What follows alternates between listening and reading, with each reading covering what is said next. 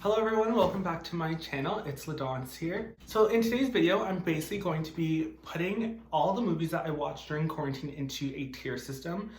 But these are movies that I had watched for the first time during quarantine. So I watched a lot of movies, but I just kind of condensed them into like the main ones that kind of stuck out to me. And we're gonna get right into this. But before we do, there are 5 tiers. I hope you don't hear that. That's my chair like breaking on me. I'm so fat. The first one, which is like the best one, is called Ultimate Escapism, meaning like it took me into its own world. It was amazing. I love it. 10 out of 10. The next one is We'll Watch Again, meaning that it was enjoyable. I'll probably watch it in the near future.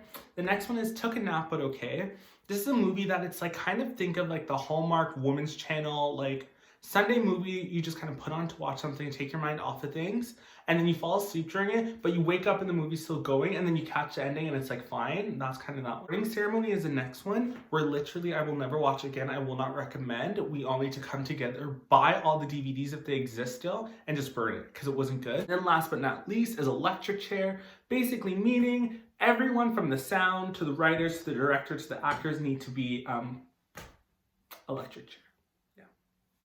Okay, so the first movie we have is Bratz. So, once again, I have not watched any of these movies prior to this year, aka quarantine.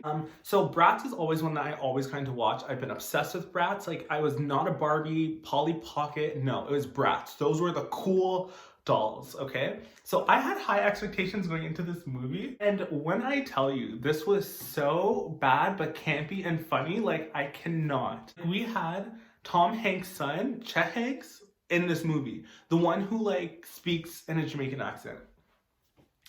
Mess. And then we had Mona from Pretty Little Liars, and then we also had Logan from like Dear White People. So it was like fun. I don't know. It was like not a good movie at all. It was thoroughly entertaining. I laughed throughout. Like, it was like great. I think I have some clips of me just like dying, recording it and putting it on like Snapchat or my Insta story. This one I'm going to have to put in, oh my gosh, you guys are gonna question my taste. I'm gonna have to put Bratz into We'll Watch Again. It was just so funny and campy. It was like, no comment. Okay, so the next movie is Bad Moms. I had heard a lot about Bad Moms when it first came out a couple years ago, but I just never like looked into it. I don't know, maybe I just didn't think it was targeted to my demographic. I watched it and I thoroughly enjoyed it. Like, I honestly had so much fun watching it, and it was like one of my favorite movies I watched in quarantine. So I'm gonna put this into Ultimate Escapism. I thought it was really funny. I thought that it didn't take itself too seriously. Like, it was literally just good comedy. That one's pretty simple. I'm not gonna go on too much about that, so I'm just dragging that into Ultimate Escapism tier. Okay, no one judged me for not watching this movie, but the next one is Brokeback Mountain. So I had never seen this movie, obviously heard a million and one things, like this is like a staple gay film, but I just never got around to watching it. So when I did watch it, I did not know what to really expect. I don't think I even watched a trailer going into this, and it was intense. Like, talk about like toxic masculinity and just being gay at that time. And even this movie coming out was kind of like ahead of its time in a sense, that this was not something that was common, seeing like leading men doing a gay role. So it was obviously well done. It was Oscar nominated, maybe even won an Oscar. I'm not too sure. I'm going to say We'll Watch Again tier. But yeah, it was overall such a great movie, tackled some really serious topics. If you have the time and like the emotional capacity, definitely check it out. The next movie we have is DEBS, D-E-B-S. I think it's DEBS. I don't even know what the acronym stands for, if they said that in the movie. So basically there's a Twitter thread of LGBT movies that you should watch. This is one of the movies that they had recommended, and I'm like, okay, I'll watch it. And then Devon is in it, or Devon. I don't know how to say her name. Aoki, like Steve Aoki's sister. Like, I was obsessed with her. Like, she's just like on Tumblr, like she would like fill my Tumblr because like aesthetic queen, right? I didn't know what to expect while watching this, but it was campy and it was cute. Like, I did not mind it at all. I would not watch it again. It would not be an Ultimate Escapism, and I didn't take a nap, but it wasn't bad enough for Burning Ceremony. I think I'm gonna say Took a Nap But Okay, because I did like not pay attention too much. It's one of those movies that you're kind of on your phone and you're just watching it at the same time. So like, yeah, it's one of those. The next movie was a recommendation from my friend Nicole. It's called Frances Ha. Greta Gerwig stars in this movie. If you're not familiar with her, she did Lady Bird, and she also did the director of Lady Bird and also the director of Little Women, and I love those films. Like the 2019 Little Woman, obsessed, like top tier movies ever. So my friend Nicole said that this was like a really good, like realistic, practical coming of age story. So I watched it and I really enjoyed it. It was so well done. I love that it was like from this perspective of being in your 20s and making your way through life. So often we see these high school movies of coming of age and then nothing. You know what I mean? And then we jump to like Sex and the City and then we're like, well, what are we supposed to be doing from like 20 something to like 30? Like that whole gap, right? So that movie was really good for that and just giving like a really realistic view of the world and like your goals and aspirations and dreams. So I really like this one. So I'm gonna put this one in We'll Watch Again. Okay, so this next movie I had watched with my friend Ria. Basically, there are two cast members in this who are from show Elite on Netflix. And this is also a Netflix original. It's a Spanish film and it's called Who Would You Take on a Deserted Island? I think that's what it's called. So my friend Ria had watched it already and then I was watching it with her. And like the first half of the movie, you're just like, okay, this is just like kind of like a typical kind of indie film. Oh, does the plot switch up on you? Like it gets really intense for the last like 40 minutes where you're on the edge of your seat and you're like, the tea that was spilled, like this is a plot twist. Like I was like obsessed with it. It was intense. I'm gonna put this in We'll Watch Again, surprisingly. Because I was not expecting it to be that good. It is a slow start, but it does pick up and you're kind of like, what? I was not expecting that. So the next movie, I'm laughing already because I can't even deal. The next movie is Josie and the Pussycats. So I remember like back in the day, the Archie TV show and Archie comics, and we'd see Josie and the Pussycats in it. And I always just like, oh my God, they look so cute. Like I love them. The blonde one was always my favorite, but I had never watched the movie. I think because too, like my mom didn't take me to see a lot of movies. Like I only saw like the very generic, like typical ones like Shrek and Spy Kids, but I never branched out into these ones. I wasn't sure what to expect with this film. And it's kind of similar to Bratz in terms of that it's really campy and it doesn't take itself so seriously. But this one was such a mess. I'm like, this is like, the message is kind of funny because it's kind of this like satire on mainstream record labels and how they treat their artists and like these boy bands and girl group. It was not that good in my opinion. I'm gonna have to put it in Burning Ceremony. Not Electric Chair because like I don't think it's that bad, but like it's not good and I wouldn't watch it again and I wouldn't recommend it. But keep in mind, a lot of these movies I had watched, like I had not watched, and I think it's past the time. You know, these are like nostalgic films, but I think I was just like way past the time to be watching some of these. So I'm gonna put it in Burning Ceremony. The next movie is called Lion with Dev Patel. He is from Skins, and I am obsessed with Skins UK. That is like my thing. That is like a staple in my life, in my mind. Like it's just iconic and amazing to me. So I support the cast. If I see the cast, I will support them all the time. This movie was really well done movie. It was another critically acclaimed film and even like highly awarded. Really great plot. It's kind of sad, but like kind of took a nap. If I didn't take a nap, I was not paying attention throughout the whole thing, which is not good. So that being said, I'm gonna put it into took a nap, but okay. Not a terrible film by any means. Don't get me wrong. It was just like, man, I would not watch it again. It wasn't bad, so we don't need to like do a ritual burning ceremony, but like, meh, you know? So the next film is Mad Max Fury Road, which, speaking of Skins, we have another one, Tony. What's up, Tony from Skins? But with this film, I had this DVD, I'm aging myself, for so long. Like when it came out, I remember I had not seen it in theaters. I really wanted to. And then when it came out on DVD, I'm like, I have to get it. Like I want to watch it. And at that time, my roommates refused to watch it with me. So shout out to my sneaky roommates who would not watch Mad Max with me. You guys suck. So finally, it took me until 2020 to finally watch it. So this one has a prequel, or I don't know if I'm pretty sure it's a prequel.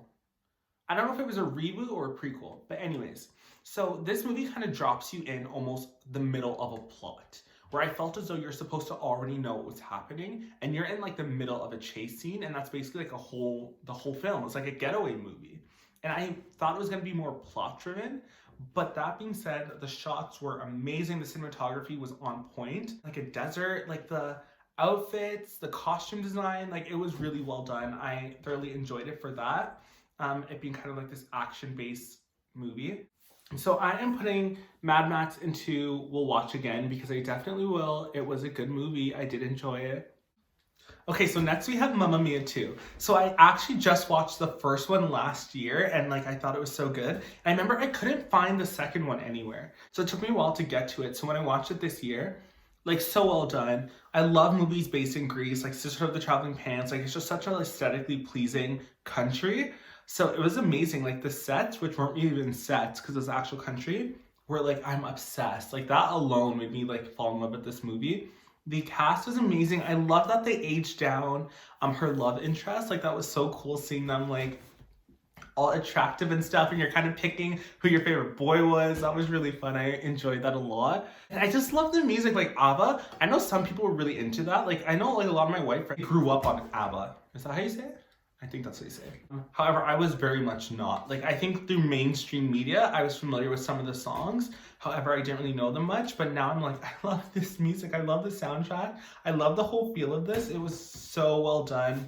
I loved, once again, everyone being aged down and kind of going through her love story in her life and kind of seeing who the potential dad could be and what that all looked like in their love story. So this one was really well done. I'm going to put this one into ultimate escapism. I enjoyed. So the next movie we have is Midsommar. This movie, I remember everyone and their mom being traumatized by this film. They're like, oh my goodness, I could not handle this. Do not watch it. Like, brace yourself. You don't know what's coming. So in my mind, I'm like, this movie's going to be so horrid. Like, it's going to be traumatizing. I'm not going to be able to sleep. So I had been putting it off for so long because it's on Amazon Prime for a while. But I was putting it off because like, I can't do it. I have to watch it alone. Like, no, my brother's not going to watch it with me. I can't, like, what am I going to do? Once I got to this movie and I finally watched it, it was not nearly as bad as everyone's making it sound in terms of how gory it was.